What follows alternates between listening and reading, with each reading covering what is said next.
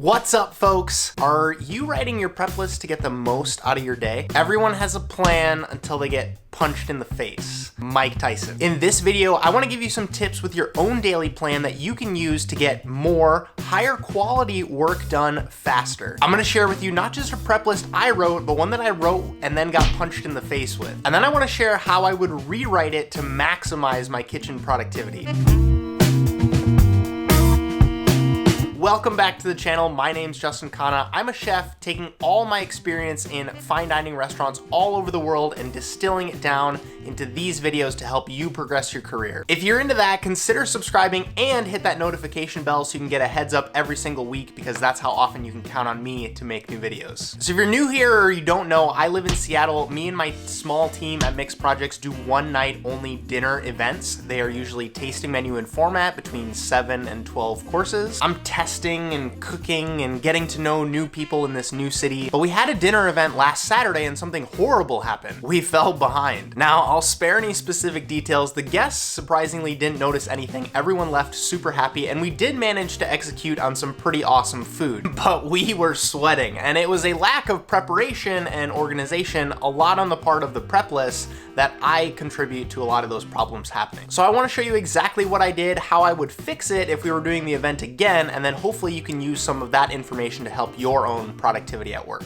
Yeah, I crumpled it up and I threw it away. But then I was thinking, I was like, well, this is a great opportunity. So I took it and I digitized it so it's a little bit easier to read. So my prep list usually follows a pretty specific format, and you can see mine up there is split up into different boxes, and each box corresponds with a different dish. Here we had snacks, soup, bread, cabbage, char, broccoli, pork, cheese, dessert, coffee. Pretty straightforward, right? For this dinner, we had 9 people at the counter. It was me and my other chef that I work with, Hubert, cooking the dinner. If some of those boxes seem that they're blank, it's because some of that, we went through a meeting. We had a discussion of, this is my responsibility, this is your responsibility. So we both had our respective prep lists, and I had everything I needed on my list. And here's the first tip I want to give you folks: be specific. You can see down on the broccoli dish, we were planning on doing cuts of broccoli and then charring it to bring out that toasted, nutty brassica flavor. But notice I didn't just write broccoli on my prep list. Why? To get a bird's eye view. Because it's easy to write a prep list of just dishes, right? That prep list of mine would just be 8 things on it, and I'd be like, okay, yeah, I got this. But then if you break it down into its individual components, you maybe have like 20 to 50 items on that list, and then you're like, whoa. And then if you take those elements and break them down even further, then you start to get a view for what your list actually is. For example, I won't just write fish on my prep list. I will write clean fish, seasoned fish, portion fish. If you have a sauce, for example, I would write start sauce, strain sauce, finish sauce. And this does 2 things. It gives you the super satisfying feeling of crossing things off of the list all day long. That gives you momentum, keeps you going. It also gives you, like I said before, that bird's eye, so you can see in advance when things are starting to go south and when you can take that opportunity to ask for help. For me, I know that I should have taken this prep list and added 2 more boxes, one with wine and one with service, because I was also responsible for gathering all the plateware and serviceware and napkins. We also did wine pairings with this dinner, so I had to make sure all the wines were properly chilled. We had all of our glassware ready to go, and all of the table settings were set. And I didn't write that on my prep list, and all the time that I took away from this prep list to do those projects, that took away from me getting this stuff done. And that's definitely one of the reasons why I fell behind. Man, admitting your problems to the internet is not easy, but we are real AF on this channel. All right, you got all your stuff laid out, it's listed and organized, you're ready to start prepping, right? Wrong. You need to prioritize so you can get into a flow. You know that feeling you get when you're multitasking, when you've got 4 pots on the stove and 2 trays in the oven and a knife cuts project on your board? That's effective prepping, and I'm gonna show you how to do that. I go through while I have this bird's eye view of my prep list, and I ask myself 2 questions. What can I automate?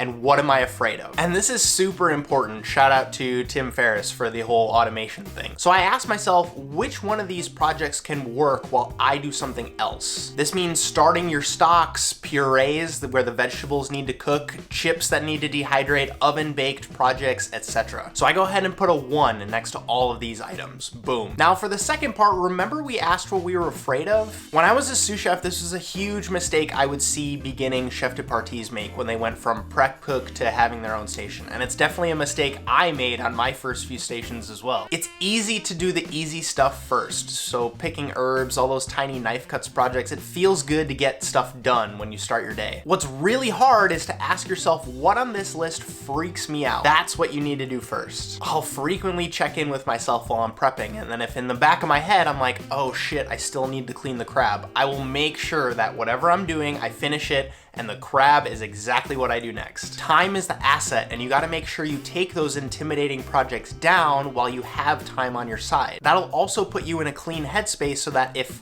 and when things do go wrong, you don't have scary things stacking on top of each other. So I'll go ahead and put a 1 next to all of those items as well. Boom, you're well on your way. Next up, I'll go ahead and flip it. I'll take a look at those last priority projects. What can wait or what has to wait until the absolute last minute? This includes a la minute knife cuts, picking herbs, slicing things that are gonna oxidize, and things like making pomme puree. Things that if you did right now, hours before the service started, they would look like shit by the time that time came around. Those you take and go ahead and put a 3 next to them. Now you can probably guess the next step. You go ahead and take everything else and put a 2 next to it. And now you're ready to go. The 2s don't get started until all the 1s are done. The 3s don't get started until all the 2s are done. And you can see all of it in a bird's eye kind of format. Now, if you're crushing it and you're always set up, that's awesome. Maybe you won't use anything that I said in this video, but if you ever find yourself behind or feeling unorganized or struggling to be there when service starts, I hope this is some really tactical advice that will help at least one of you. And I'm super aware that the first time you write a prep list is absolutely different than the second time you write a prep list, because the first time you write it, you're pulling from all your past experience as a chef.